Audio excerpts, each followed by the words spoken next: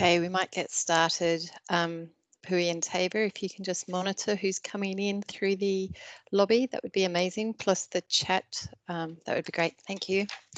Sabadi, everybody. Hello, my name is Jane Waring-Smith and I'm the Alumni Engagement Advisor for the Laos Australia Institute. Thank you so much to everyone for joining us this evening for this webinar to talk about the Alumni Innovation Grants and the application process. We appreciate you taking your time and we hope that throughout the next hour that we actually provide you with lots of information that will help your application process.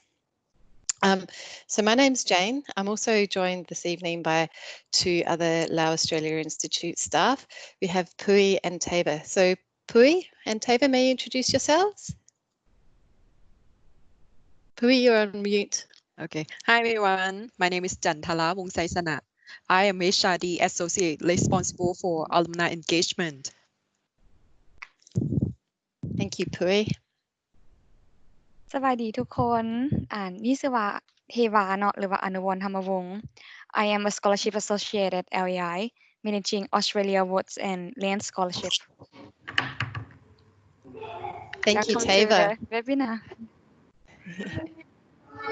And Tabor and Pui, may you just mute people as they come in as well, please? Thank you. So welcome, everybody. Just before we get started, we have some housekeeping. So first of all, as you would have seen, this presentation is being recorded and tomorrow it will be sent to you. So if you don't need to worry too much about taking notes this evening, because we will send you a copy of the slides and we'll make a copy of the presentation available. If your audio isn't working and you have a question that you'd like to ask, please use the chat function. So if you go down to the ribbon down the bottom, you'll see that there is a speech bubble. And if you click on that, you'll reach the chat room and you can type questions in there and Pui or Tabor can then ask me these questions. Also, no one has their video on at the moment, which is fantastic. I think maybe we tend to have bandwidth issues when we have webinars. So if everyone can leave their video off unless they are talking, that would be really appreciated.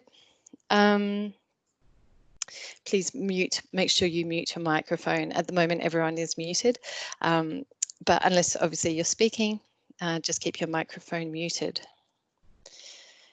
And this webinar is delivered in English and the application documents as well are all in English. But if you are a Laos Australia National Alumni or a Disability Inclusive Development Alumni and you would like assistance to complete your application in English, then please contact us as soon as possible and we will support you with that.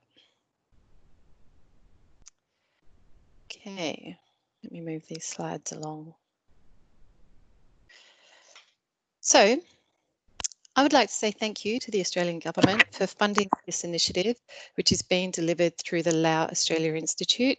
This activity is just one of the ways in which Australia is supporting Laos' response to the COVID-19 crisis. As we all know, the number of cases of COVID-19 in Laos is very low. However, there have been dramatic economic, educational and health impacts which will continue for some time into the future. So these grants that we are offering today aim to help Lao communities by offering financial support for COVID-related initiatives. Access for all of the information about the grants is via the www.laosaustraliainstitute.org website.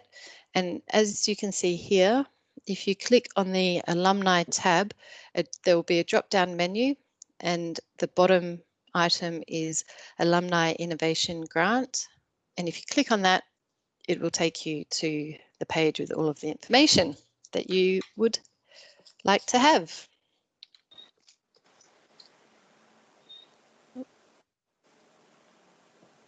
Okay, so our agenda for this evening is 5 parts. We will be going through the grants, providing an overview of the grants. talking about the timeline for submission. I'm not actually going to talk about monitoring and reporting. Sorry, it was a last minute change because we will actually be hosting a second webinar down the track. We will be providing examples of activities, and we'll also try to get as quickly as possible to a Q&A session, because really this webinar is about answering questions that you may have about the grants. To the right of this slide, you will see that we have the picture of the web page with the Alumni Innovations Grants. If you scroll down towards the bottom of the page, there are three documents that you can actually download, print out, and they're what you need in order to apply for the grants. Hopefully everyone has seen these already. Can everyone please write in the chat function actually if you have already accessed these documents? So please just write yes or no if you have. Can everyone see the presentation?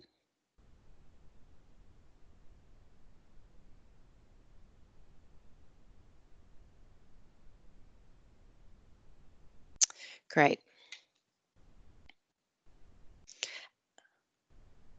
Great.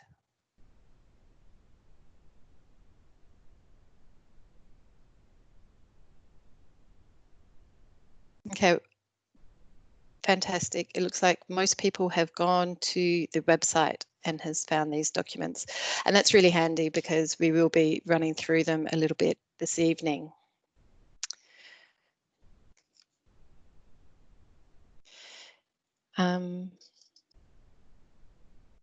At the end of today's webinar, by the way, any questions that are asked during the webinar, we will actually be writing them into a frequently asked questions document and responding to them, and also uploading that to the Alumni Grants webpage. So any questions that get asked either through the application form, emailed to us, or asked this evening will all be answered formally with a written response. And that will be uploaded to the website sometime tomorrow. So we have some defined program objectives for these grants. We have 5 of them. So the first one is to provide much needed funds in a timely manner, which supports alumni to utilise your skills and knowledge in response to the COVID-19 crisis. And I guess the emphasis here is around timely manner. I'm sure all of you probably feel that the application process is a very short one, but this is because we do actually want to provide a response to the COVID-19 crisis, and we feel that an application that's written now needs to be implemented straight away as the COVID-19 crisis is evolving, and something that's written now might not apply so well in 3 months' time. We also aim to support initiatives that benefit communities that may be negatively impacted by COVID-19. As with every activity that we do, we hope to develop and maintain and strengthen professional linkages and partnerships between alumni and the Australian government, Australian businesses, organisations and educational institutions. And we also really want to connect alumni to each other across disciplines and professions, and also geographical areas. The stronger alumni network that we have, the better off we will all be. And finally, we hope to develop a network of alumni who view Australia's capabilities in a positive light.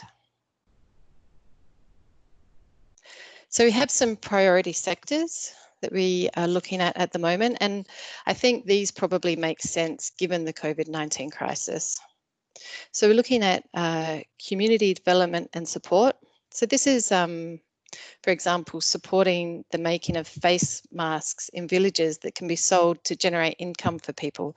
That's an example of community support and development. Health. So we're looking at any sort of initiative related to health. This could include health promotion, and this could be things like using SMS technology to send health alerts and messages to people in provinces that may not have, or villages that may not have access to the internet. That's an example of a health promotion initiative.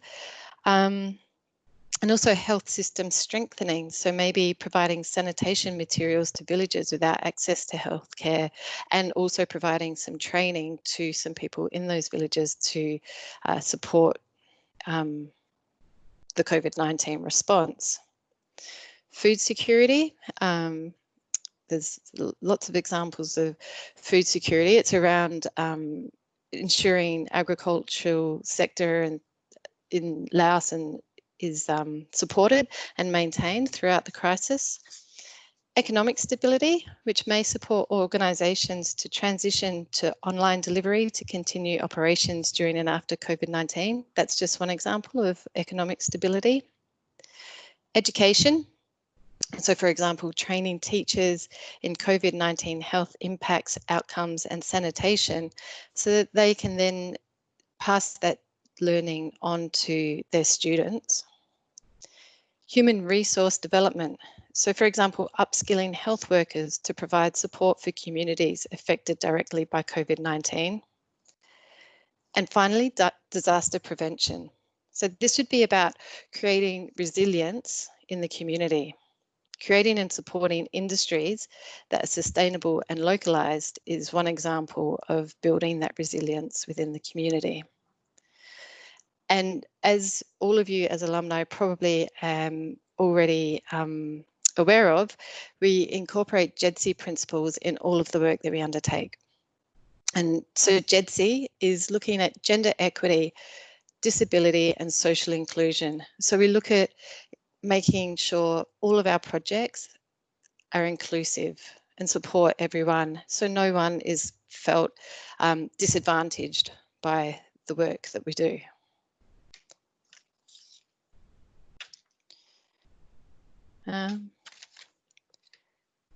Sorry about that. Eligibility. All right, so first and foremost, you need to be a national of Laos, and you also need to be an Australian alumni. And the way we're defining the Australian alumni is that you have completed study at a tertiary education institution. That could be through the Australia Awards. You might be a privately funded student or funded through another Australian government initiative, such as the Endeavour Leadership Program, or you could have undertaken an Australian Award Fellowship or some other sort of short-term activity. In addition, graduates of the Laos Australian National Scholarships or the Disability Inclusive Scholarships are eligible to apply for these grants. I think probably the critical thing is that education must be completed. You can't be undertaking studies. You must be an alumnus rather than a current student. Projects can either be a group or an individual project, and we haven't capped the number of people that can be involved in a group project. However, we think 3 or 4 might be as many as you would like to include, because I think if you have it's not a massive grant and it's a very short-term project. So I feel that if you had more than, say, 4 alumni involved in a project, it might just be difficult for you to implement that project. Of course, if we do receive an application with more than 4, we won't discount it because we have not put a maximum number against that group project. Applicants. A question that we received in the registration was that someone's team are currently living in Melbourne and they were wondering if they can still apply.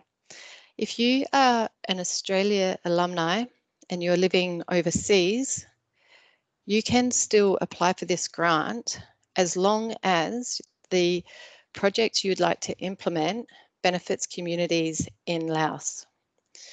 So you can be studying in another part of the world, you could be living and working in another part of the world, but your project must apply to the Laos community. Finally, if you are unsure about whether you qualify for a grant, please contact us at alumni@laosaustraliainstitute.org, as we understand that some people are unsure if they qualify. In line with the JEDC principles that I discussed on the previous slide, we strongly encourage applications from women, people with disability, people from remote regions, or other represented sectors of society.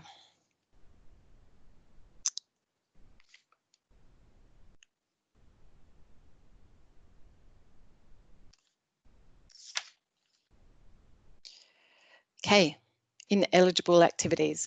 So grants must not pay for any of the following. So the first thing is fees for formal studies.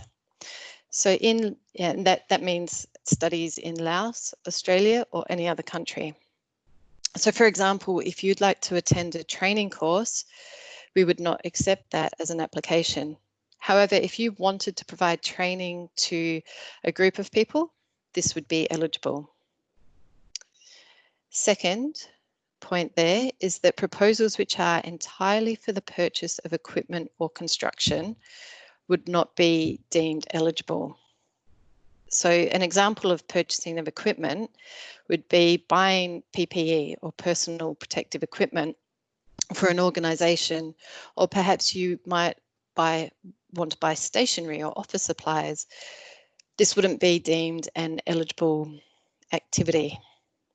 If you did buy equipment for health workers on a project somewhere, that may be eligible, but there needs to be another component to the application. I'll clarify that in a follow-up document, that in the follow-up frequently asked questions. And so construction as well. If you wanted to build, for example, a small kitchen area in your office, that would not be awarded. However, if you wanted to build handrails to enable people with disability to access the organisation, then that would be. I know that's not a COVID related example, but it's an example of how construction is actually benefiting the community beyond the actual, just the material gain. As it supports social inclusion. And then proposals which subsidise normal commercial activities of an enterprise. So if you are currently undertaking an activity and you'd like this money to support the activity that is part of your day-to-day work, it would not be eligible. For example, if you work at a civil society organisation and you have an outreach program that supports at-risk youth, a grant to support this work would not be awarded. If, however, you wanted to expand this outreach work to educate at-risk youth about hygiene and social distancing in the face of COVID-19, then this would be eligible.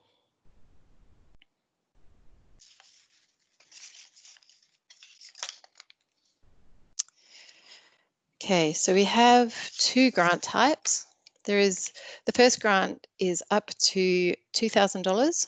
There's 2,000 Australian dollars, not US dollars. Please make sure that when you write your budgets that you use Australian dollars as your maximum caps. You're welcome to submit your budget in LAC or US dollars actually. You can submit it in LAC, US dollars or Australian dollars, but the caps are 2,000 Australian dollars for applications which do not partner with either an Australian organisation or a Lao NGO or CSO. NGO is non-government organisation and CSO is civil society organisation. And it can be up to $3,000 if you do partner with either an Australian organisation or a Lao NGO or CSO. So examples of Lao CSOs include Proud to be Us Laos, the Gender Development Association, or the Lao Writer Association in Savannakhet. And There are many, many, many more examples. That's just a couple.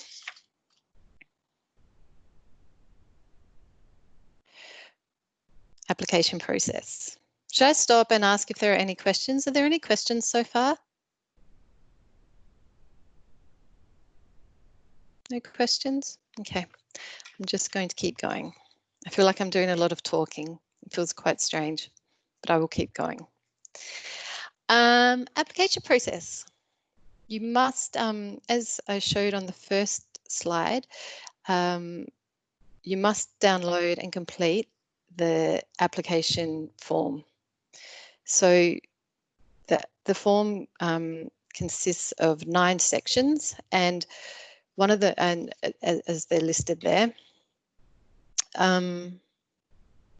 that does sound quite daunting. However, some of the sections are just scanning and photocopying things such as ID or your evidence of studying with an Australian institution or things like that. So I was meant to go through this, sorry. So in terms of the application, I won't go through it in massive detail because it is actually all written there, and there are examples, and we are also available to answer questions if you do require some assistance. But so we have 9 sections. So we have the application cover sheet, and on the second page of the cover sheet, you actually have a checklist there to make sure, to ensure that all of your sections are actually finalised and uploaded before you submit your application. So hopefully this helps with that. Then we have the application form, which requires all the detail around the project, including what you think the outcomes will be, how you will monitor the outcomes and evaluate the outcomes, how you are incorporating JEDC principles, and start date and end date and information such as that. The third section is a risk assessment, and we've provided a template for this risk assessment. Okay, I'll answer these questions shortly. I'm just looking at them. Okay, so with the risk assessment, we've provided a table, so it's pretty self-explanatory. If you can just please, every single project has risk involved. So if you can identify the main risks and respond to that, that would be great. There is a work plan, and again, we have provided a table for that, and we request that everybody uses that table and to detail their work plan. However, for the budget, we haven't provided a template, and this is because you might already have a budget template that you're used to working with, and trying to fit a working document that you may already have and are comfortable with into our template might be very difficult. So you are welcome to use a template that you're comfortable with.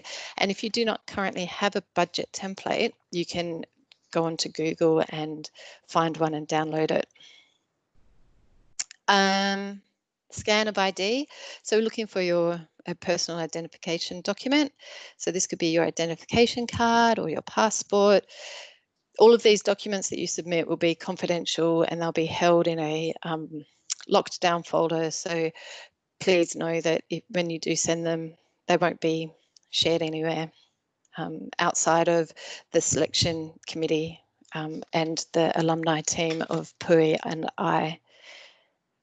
And then we have the testament or documentary evidence of your study. And we do have a question here that says, I've studied since 1999. It would be quite difficult to see your previous information. Any suggestion?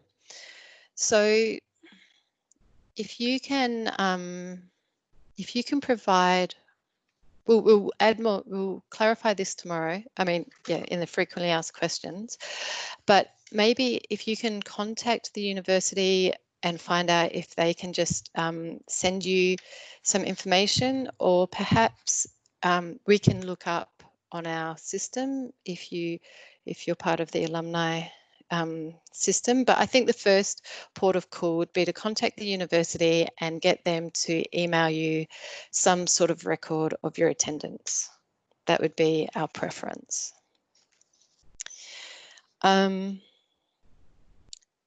Next up, you're welcome. Next up, curriculum vitae or your CV. So we just would like to, and this is for the team leader, by the way, all for the ID, the testament, the CV, these are just for the team leader or the lead applicant for any project. You don't need to do it for each participant in the project. So this is just so that we have an idea of who you are, the work you've been doing and your qualifications to implement the project which you are submitting as part of your application. And then we have the letter of support. So this is a letter of support from either the Australian institutions or organisations that you're working with, or the Laos NGOs or CSOs, that if they can please just provide a letter to say that they are partnering with you. I'll answer that shortly. If they can provide a letter on an organisational letterhead to say that they are partnering with you to undertake this activity, that will suffice for the letter of support. There isn't any strict format around that. And if we do feel like we need to clarify or seek further information, we'll either contact the person who wrote the letter of support or the person who submitted the application. So if someone is still studying in Australia, how can they still apply? How can they apply for this funding? Sometimes people study in Australia more than once. So if someone has previously been awarded a degree, or perhaps they've undertaken an Australia Awards fellowship and now they are in Australia studying and getting a bachelor's, then they can apply because they actually are alumni because they've previously undertaken some study. Of course, if someone does apply and they are still studying in Australia, then we will be looking very closely to make sure that they have actually received a qualification and completed a study, and that this isn't their first time studying.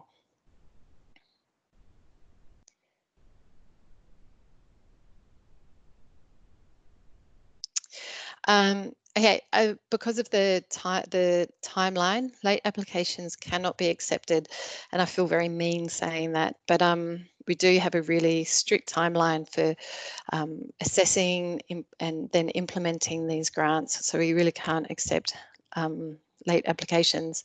And as I've mentioned before, if applications must be in English, however, if you are a Lana or a DITA, we can support you to complete your application.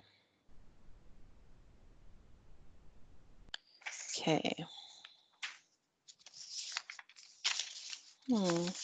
Well, we now have the timeline. So as you can see, it's a very, very short timeline to implement the actual activities. So 22nd of May, we opened, last Friday, we opened this grant.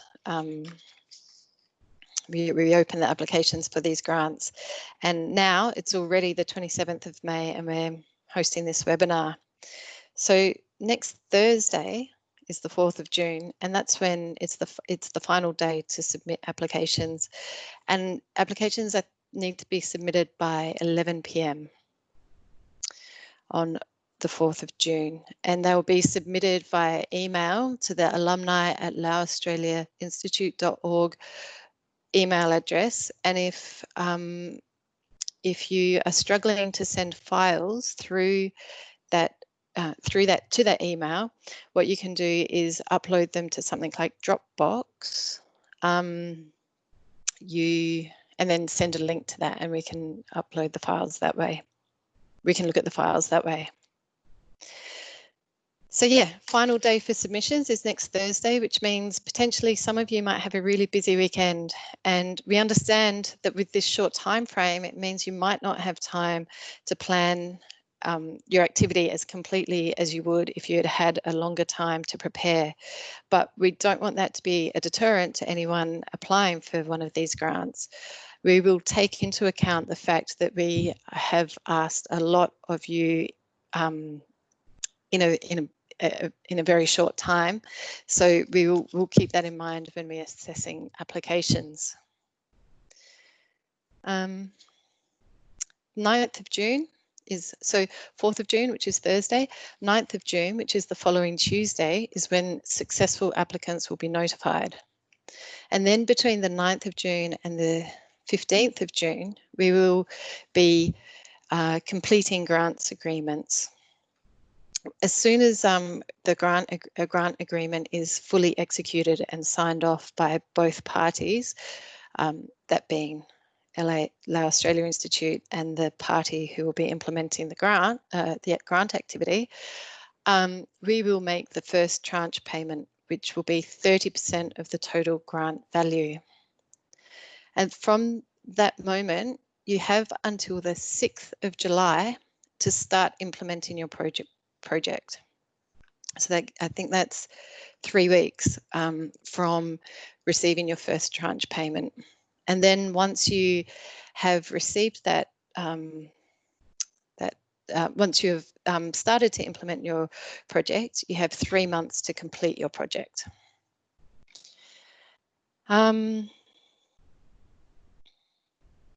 We will host another webinar in terms of grant implementation and funding. We will host another webinar for successful applicants shortly after they have been notified. And this webinar will discuss things such as payments, project implementation, monitoring and evaluation, and reporting requirements and things like that. Did someone have a question? Yeah, excuse me, Jane, we got a question Yes. from Alumni. He asking about supporting letters. If one of his group member is working in the government office, so would the letter from his or her office acceptable? If the government office that they're working at is involved with the implementation of the activity, that would be acceptable and also necessary. However, if they are conducting this work as an individual and they just happen to work at a government office, okay, yeah, activity is not related to office. Okay, can I actually get back to you about that? I need to seek clarification around, it might be a conflict of interest having someone from a Lao government office as part of the application. So let me respond to that tomorrow in the frequently asked questions. I hope that's okay.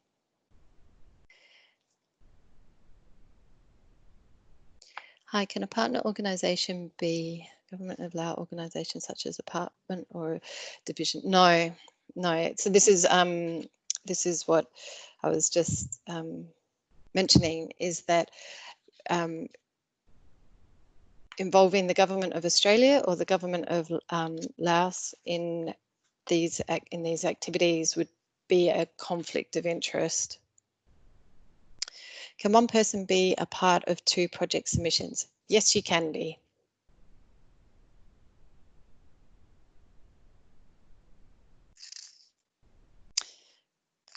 Okay, this is perfect timing to be asking questions because we are up to the question and answer time.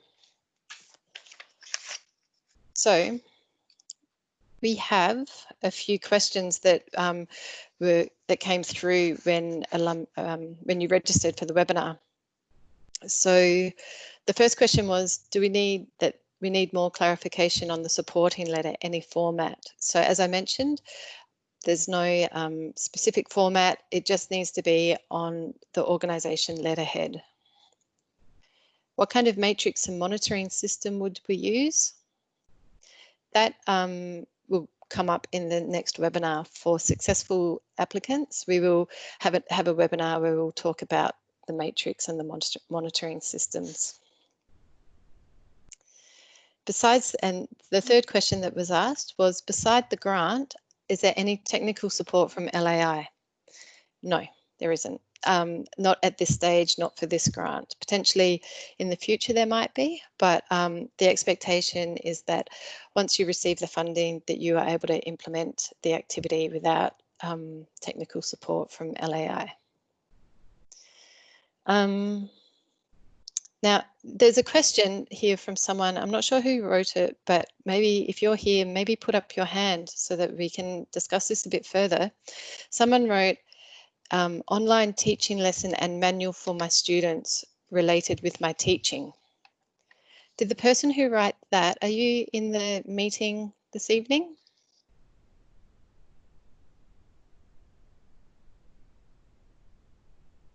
No? Okay. I think with this, I'm assuming that what this question is asking is, can the grant pay for an online teaching lesson and a manual for students? And this is a really good example of, if it's just regular curriculum and it's a regular manual and lessons, this wouldn't actually qualify. However, if this is an online teaching lesson and manual for students and it relates to COVID-19 and the response and education around COVID-19, then that would be an eligible activity. Can activities continue after the project completes is the next question we've been asked. Da, did you ask the question about online teaching lesson and manual for students?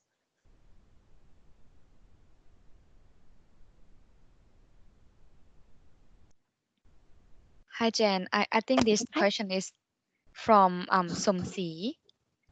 I think Okay. he's here. Yeah, please. Yeah, please clarify. Yeah, my name is Sumsi. I have a lecture at the National University of Laos, Faculty of Forestry. I was joined with the short-term training course for the tropical rainforest in Australia in 2005. Now I am a professor. I am still teaching at for the land use sustainable development. This is my teaching subject. One of the some subject that I responsible for it at the university. I would like to prepare the course for online teaching on this, but I have some lesson plan or teaching manual already in Laos. But how to use for online teaching is important for me. Try to use the time or the technical something somewhere to work with your support. I think that does sound like it would be a potentially really strong application. If you're looking at ways that you can continue students' education through transitioning to an online teaching modality, and you're looking for support to enable that to happen, then absolutely, that would be an application that we would consider. Okay, I try to present to you. Thank you for asking that question, and thank you also for clarifying that question, because it's good food for thought. Okay. Okay. So the next question that has been asked is there a timeline to complete the project by? Or is it up to the applicant's own budget timeline based on the proposal?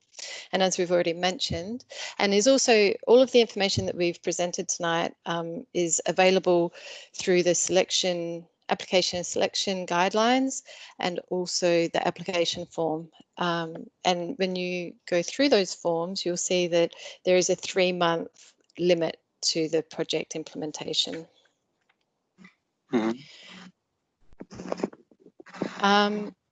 Try to. So that's something actually that you'd need to take into consideration is, would this be a project that you'd be able to implement in 3 months? Okay. Can this grant be used for purchasing food? Is the person who asked that question, are you online this evening? Because I'd also like to expand on this question a little bit and understand a little bit more around the context of this question. Pui, Tava, do you know who has asked this question and whether they are here? Oh, he's not here actually. Okay. So in terms of this, can this grant be used for purchasing food? If you're purchasing food for your family or your office, that would not be considered an eligible application because you're just purchasing goods. If you're purchasing food for a community that's been affected by COVID-19, or maybe supply chains have been disrupted due to COVID-19, and so you are purchasing supplies to support that community, then that could potentially be an eligible application. Okay, so they're all the questions that I have on notice. Are there other questions in the room, please?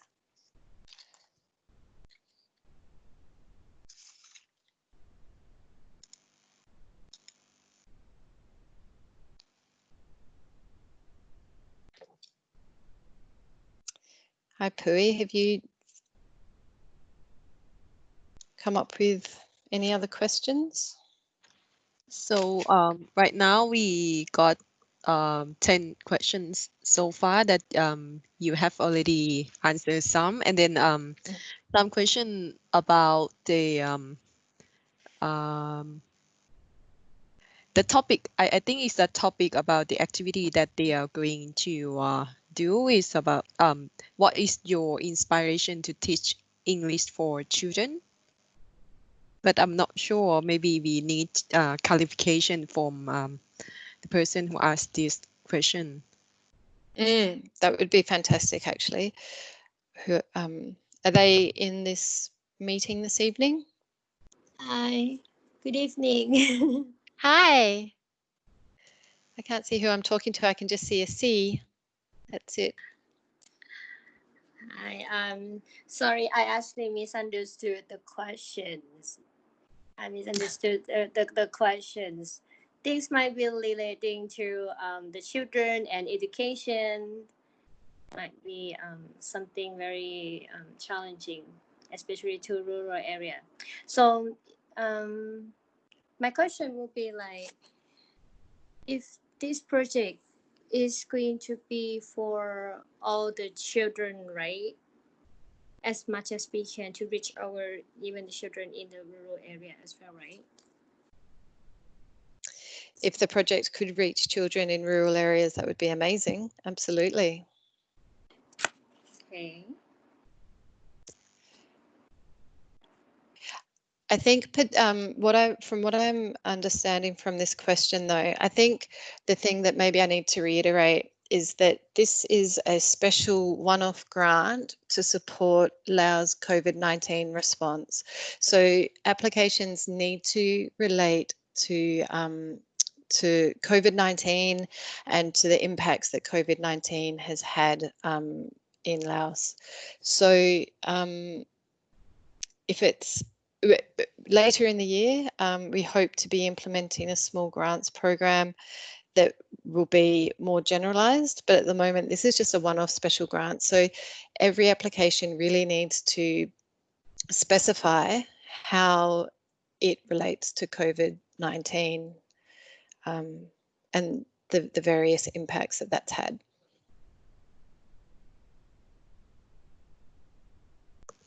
Well, thank you very much. And one last question for me is that could you please explain more about the conflict of interest? Like, if someone is a teacher, right, they cannot choose their career to apply for the grant to support their current work, something like that. Please, Kadi, explain to you. I'm just So that I don't share misinformation, I am actually just looking for the conflict of interest. So conflicts of interest. So we do encourage all applications to come through. However, conflicts of interest must be declared. And a conflict of interest doesn't necessarily mean that your grant will be deemed, or your application will be deemed ineligible, but it does mean that conflicts of interest need to be declared so that we can make an assessment on a case-by-case basis.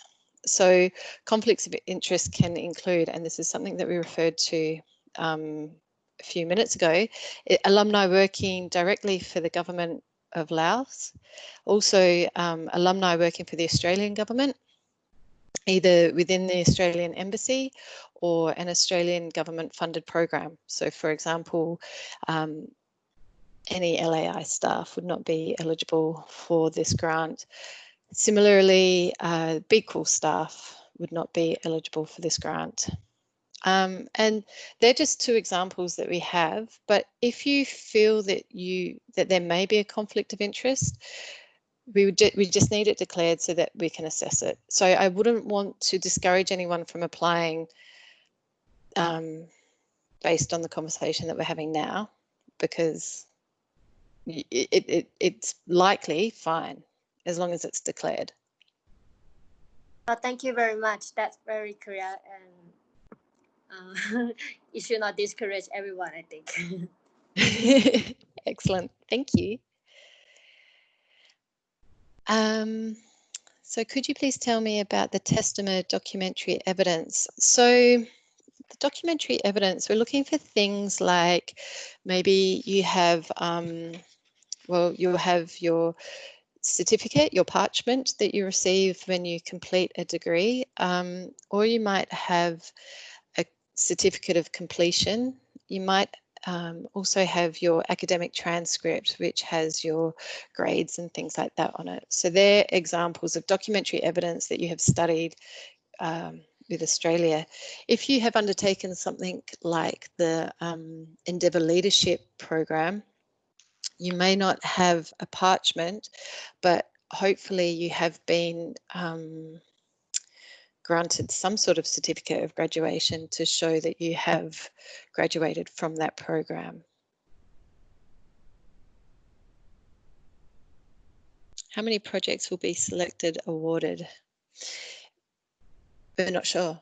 We will, this will be determined once we receive the applications and we assess them. And if we receive an overwhelming number of excellent applications, there is the possibility that we may run a second round of this, where those we might have a first round of implementation and then a second round of implementation down the track.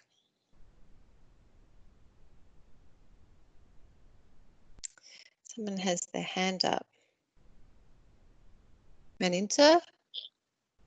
Hi, good evening, Jane. Hi. Oh, I just asked the question about the partner with the government of Laos, and just want to clarify on my question on that.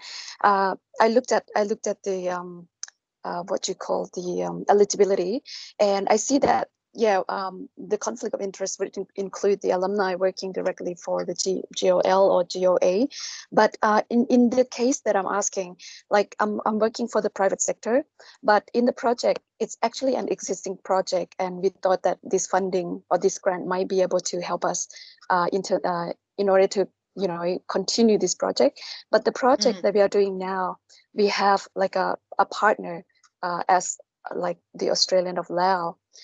But actually they are not really working with us, but they partner with us more like a support for the project to continue. So in that case, is that also a conflict of interest?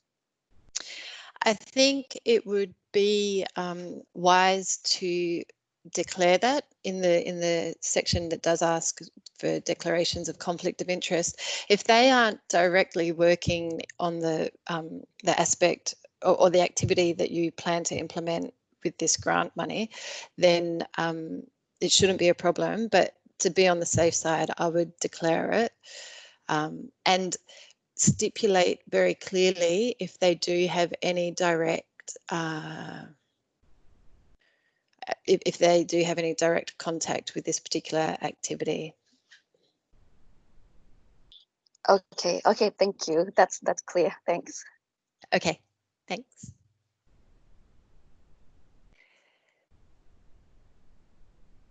How and where can I get the letter of support? Oh, so the letter of support only applies if you are submitting an application where you are partnering with an Australian organisation or a Lao NGO or CSO. So if you are not partnering with either of these organisations, you are not required to submit a letter of support. And if you are partnering with these organisations, then the letter of support, you'll need to ask that organisation to supply a letter of support to your application.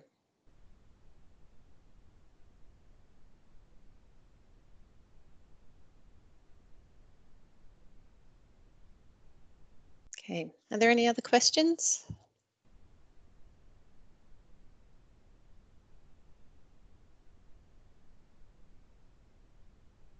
You're welcome. Okay, I might move on because we're running out of time. If I can make my slide move. Okay, as I've mentioned, questions and answers from this webinar will be posted to the LAI website. It won't actually be on a frequently asked question page, but it will be a Word or a PDF document that you can download, and it will be listed with the other documents that form part of this grant application. If you do have any more questions that you'd like to ask, please email us at alumni@laosaustraliainstitute.org. And as I've mentioned before, if you're a LANA or a DITA and would like assistance with completing your submission in English, then please contact us, and ideally contact us 3 days before the due date so we can assist you. Finally, thank you everyone for your time today. It's been amazing this evening. I hope that we've been able to answer some questions and that you feel ready to submit an application. Please contact us at any time. We are here to support you, and we look forward to receiving your applications. So thank you, everybody. Bye-bye.